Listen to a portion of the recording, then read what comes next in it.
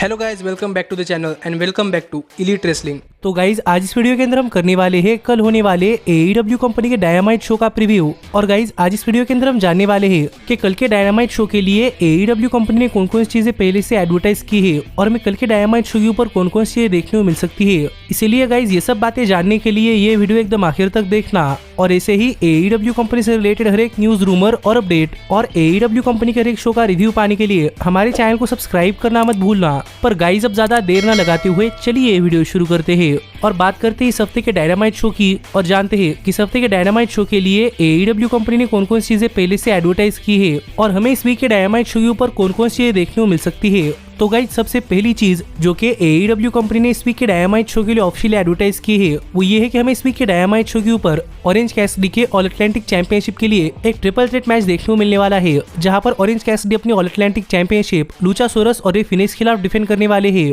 और अगर यहाँ पर हम बात करें इस मैच की बैक स्टोरी की तो गाइज हमने लास्ट वीक के डायनामाइट शो पर देखा था कि पेंटा वर्ल्ड चैंपियनशिप के लिए रेसल कर रहे थे और इसीलिए रे फिनिक्स ऑल अटलांटिक चैंपियनशिप के लिए जाना चाहते थे, पर लुचासोरस ने पहले से ही कहा था कि लुचासोरस अब चैंपियनशिप के लिए जाने वाले हैं। इसीलिए यहाँ पर ऑल अटलांटिक चैंपियनशिप के लिए रे फिनिक्स और लुचासोरस दोनों ही चैलेंज करना चाहते थे और सरप्राइजिंगली ऑरेंज कैसिडी ने ऑल अटलांटिक चैंपियनशिप जीतने के बाद फिर एक बार एक ट्रिपल थ्रेट मैच के लिए हाँ कहा है और कैसिडी ने कहा कि उनकी चैंपियनशिप है और वो ये चैंपियनशिप जिसकी चाहे उसके खिलाफ डिफेंड कर सकते हैं और जिस चाहे उस मैच के अंदर। इसीलिए हमें यह ट्रिपल थ्रेट मैच इस वीक के डायनामाइट शो पर देखने को मिलने वाला है। और गाइज अगर यहाँ पर हम बात करें इस मैच की तो गाइज मेरे हिसाब से ये मैच इस वीक के डायनामाइट शो का एक बहुत ही बढ़िया मैच हो सकता है। और अगर ये मैच इस वीक के डायनामाइट शो को ओपन करता है तो हमें इस मैच के अंदर ऑरेंज कैसिडी और लुचासोरस की कॉमेडी के साथ साथ रे फिनिक्स के बहुत ही बढ़िया मूव्स देखने को मिल सकते हैं। और मेरे हिसाब से ये मैच इस वीक के डायनामाइट शो के ओपनर के तौर पर एक बहुत ही बढ़िया मैच साबित हो सकता है। लेकिन इस सब के बाद अगर यहाँ पर हम बात करें इस मैच की विनर की तो गाइज मेरे हिसाब से ऑरेंज कैसिडी ये मैच जीतने वाले हैं और वो ये मैच जीतकर अपनी ऑल अटलांटिक चैंपियनशिप रिटेन करने वाले हैं। पर गाइज यहाँ पर ये देखना पड़ेगा कि क्या इस मैच के अंदर लुचासोरस से बदला लेने के लिए जंगल बॉय यहाँ पर अपना रिटर्न करते हैं या नहीं, क्योंकि मुझे पॉसिबली लग रहा है इस हफ्ते के डायनामाइट शो के ऊपर जंगल बॉय अपना रिटर्न करते हुए दिखाई दे सकते हैं। तो देखना पड़ेगा कैसा होता है या नहीं। पर गाइज जो अगली चीज जो कि AEW कंपनी ने इस वीक के डायनामाइट शो के लिए ऑफिशियली एडवर्टाइज की है वो ये है कि हमें इस वीक के डायनामाइट शो के ऊपर डार्बी एलन जे लीथल को फेस करते हुए दिखाई देने वाले हैं। और अगर यहाँ पर हम बात करें इस मैच की तो गाइज इस मैच के लिए भी एक सीधी सी बैक स्टोरी है कि यहाँ पर जे लीथल को ये प्रूव करना है कि डार्बी एलन स्टिंग के सिवाय कुछ भी नहीं है और ये जे लीथल यहाँ पर डार्बी एलन को हराकर प्रूव करना चाहते हैं। लेकिन यहाँ पर डार्बी एलन जे लीथल को हराकर ही दिखाना चाहते हैं कि स्टिंग और डार्बी एलन के साथ आने से पहले भी डार्बी एलन काफी बढ़िया सुपरस्टार थे और इसीलिए हमें ये मैच इस वीक के डायनामाइट शो के ऊपर देखने को मिलने वाला है, जो मैच मेरे हिसाब से एक टेक्निकल रेसलिंग मैच के साथ साथ डार्बी एलन के लिए एक बहुत ही बढ़िया क्रेजी स्टंट का मैच हो सकता है। और इस मैच के अंदर जे लीथल की टेक्निकलिटी के साथ साथ डार्बी एलन के क्रेजी मूव्स भी देखने को मिल सकते हैं। लेकिन इस सब के बाद अगर यहाँ पर हम बात करें इस मैच की विनर की तो गाइज पता नहीं क्यों लेकिन मुझे यहाँ पर ऐसा लग रहा है कि हमें शायद यहाँ पर जे लीथल ये मैच जीतते हुए दिखाई दे सकते हैं।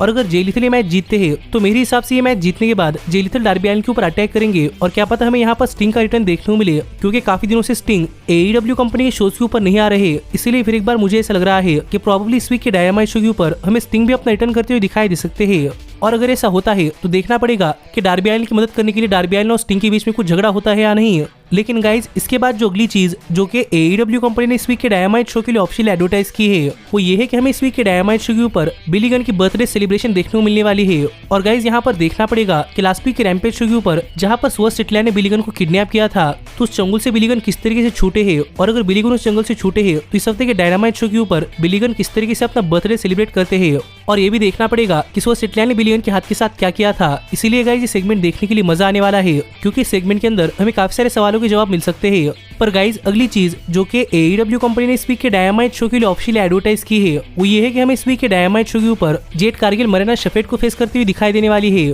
और अगर यहाँ पर हम बात करें इस मैच के बैक स्टोरी की तो गाइज इस मैच की बैक स्टोरी भी एक सिंपल सी बैक स्टोरी है कि नायला रोज ने जेड कारगिल से उनकी TBS वुमेन चैंपियनशिप चुरा ली है और यहाँ पर जेड कारगिल अपनी TBS वुमेन चैंपियनशिप वापस चाहती है। पर इससे पहले यहाँ पर नायला रोज चाहती है कि जेड कारगिल उनके टैग टीम पार्टनर यानी कि मरीना शेफर्ड को एक मैच के अंदर हराए, जिसके लिए जेड कारगिल भी मान चुकी है। और इसलिए हमें ये मैच इस हफ्ते के डायनामाइट शो के ऊपर देखने को मिलने वाला है, जहां पर देखना पड़ेगा कि फिर एक बार जब मरीना शेफर्ड और जेड कारगिल एक दूसरे के आमने सामने आती है तो इन दोनों सुपरस्टार्स के बीच में ये मैच कितना बढ़िया मैच होता है। क्योंकि इससे पहले जब ये दोनों सुपरस्टार्स एक दूसरे के आमने सामने आई थी तब ये दोनों ही अनडिफिटेड थी, पर तब जेड कारगिल ने मरीना शेफर्ड को हराया था। तो यहाँ पर देखने के लिए मजा आएगा कि मरीना शेफर्ड यहाँ पर जेड कारगिल से अपना बदला ले पाती है या नहीं। पर मेरे हिसाब से तो ऐसा नहीं होने वाला और प्रोबेबली विमेंस डिवीजन से एक बहुत ही बढ़िया मैच के बाद हमें जेड कारगिल इस मैच के अंदर मरीना शेफर्ड को हराती हुई दिखाई दे सकती है। और देखना पड़ेगा कि मरीना शेफर्ड की इस मैच के अंदर हारने के बाद नायला रोज जेड कारगिल को उनकी TBS वुमेन चैंपियनशिप वापस देती है या नहीं। पर गाइज इसके बाद जो अगली चीज जो कि AEW कंपनी ने इस वीक के डायनामाइट शो के लिए ऑफिशियली एडवर्टाइज की है वो ये है कि गाइज हमें इस वीक के डायनामाइट शो के ऊपर समोआ जो अपनी रिंग ऑफ ऑनर कंपनी की टीवी वर्ल्ड चैंपियनशिप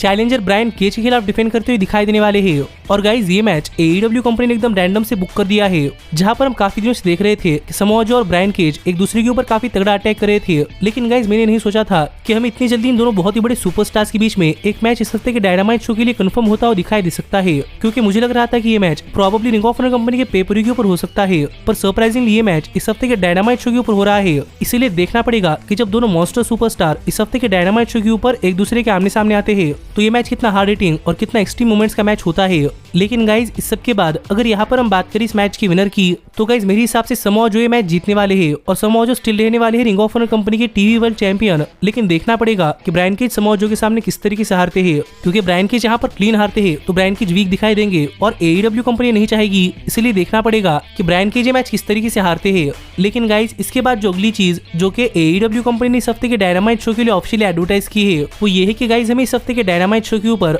सरया और डॉक्टर ब्रिट बेकर का रेने पैकेट के साथ एक सिट डाउन इंटरव्यू देखने को मिलने वाला है। और गाइज यहाँ पर देखना पड़ेगा कि फाइनली जब सरया और रेने पैकेट एक दूसरे के आमने सामने आती है और एक इंटरव्यू करती है तो इस इंटरव्यू के अंदर ये दोनों ही सुपरस्टार्स एक दूसरे के खिलाफ बीफ रखने की क्या वजह बताती है और क्या यहाँ पर इन दोनों सुपरस्टार्स के बीच में ये मैच ऑफिशियली कंफर्म होता है या नहीं। पर सच में सिट डाउन इंटरव्यू देखने के लिए मजा आएगा। पर गाइज इसके बाद जो अगली चीज जो कि AEW कंपनी ने इस हफ्ते के डायनामाइट शो के लिए ऑफिशियली एडवर्टाइज की है वो ये है कि गाइज हमें इस हफ्ते के डायनामाइट शो के ऊपर जॉन मॉक्सली अपनी AEW वर्ल्ड हेवीवेट चैंपियनशिप एक वर्ल्ड चैंपियनशिप एलिमिनेटर मैच के अंदर ली मोरियार्टी के खिलाफ डिफेंड करते हुए दिखाई देने वाले हैं। और अगर यहाँ पर हम बात करें इस मैच की बैक स्टोरी की तो गाइज हमने देखा था कि मुझे अपने फर्म का सहारा लेकर मॉक्सली के ऊपर अटैक किया था, लेकिन अब फर्म मॉक्सली को छोड़ने के लिए तैयार नहीं है और इसीलिए यहाँ पर फर्म मॉक्सली के खिलाफ अपने सुपरस्टार उतारना चाहता है। और इसलिए हमें इस वीक के डायनामाइट शो के ऊपर फर्म के ली मोरियार्टी और जॉन मॉक्सली के बीच में एक मैच देखने को मिलने वाला है, जो मैच मेरे हिसाब से इस हफ्ते के डायनामाइट शो का एक देखने लायक मैच हो सकता है, क्योंकि हमने देखा है कि आज तक जॉन मॉक्सली अपने हर एक मैच काफी आसानी से जीतते हैं। लेकिन यहाँ पर देखने के लिए मजा आएगा कि जब एक टेक्निकल सुपरस्टार के खिलाफ जॉन मॉक्सली जाते हैं तो मॉक्सली का ये मैच कितना बढ़िया मैच होता है।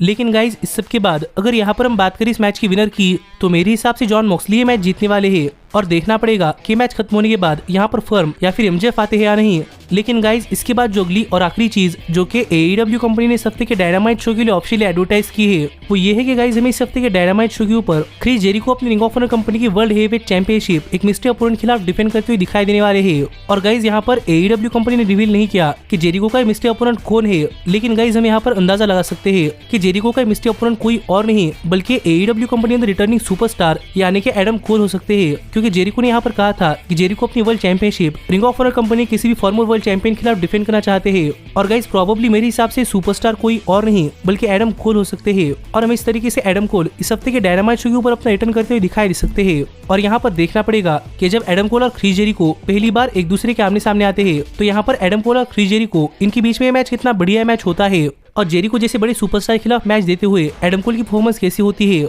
लेकिन गाइज इस सब के बाद अगर यहाँ पर हम बात करें इस मैच की विनर की तो गाइज मेरे हिसाब से जेरिको ही मैच जीतने वाले हैं और प्रोबेबली वो थोड़ी बार चीटिंग कर पर मुझे नहीं लगता कि जेरिको इतनी जल्दी अपनी रिंग ऑफ ऑनर कंपनी की वर्ल्ड चैंपियनशिप ड्रॉप करने वाले हैं। तो देखना पड़ेगा कि इस हफ्ते के डायनामाइट शो के ऊपर जेरिको की वर्ल्ड चैंपियनशिप के लिए कौन चैलेंज करता है और क्या यहाँ पर एडम को रिटर्न करते हैं या नहीं। पर गाइज आप मुझे कमेंट कर बताइए कि क्या आप इस हफ्ते के डायनामाइट शो के लिए एक्साइटेड है या नहीं। और इतनी चीजें हैं जो कि AEW कंपनी ने इस हफ्ते के डायनामाइट शो के लिए ऑफिशियली एडवर्टाइज की है। और इस सब के अलावा अगर इस वीक के डायनामाइट शो के ऊपर कुछ होता है तो क्या है ये आपको हमारे चैनल के ऊपर डायनामाइट शो के रिव्यू वीडियो के अंदर पता चल जाएगा। जो वीडियो अगर आप मिस नहीं करना चाहते तो हमारे चैनल को सब्सक्राइब कर नोटिफिकेशन बेल ऑल पर सेट करना मत भूलना। पर गाइज अब मैं मिलता हूँ आपसे अगली वीडियो के अंदर, पर तब तक stay healthy, stay happy and keep watching elite wrestling.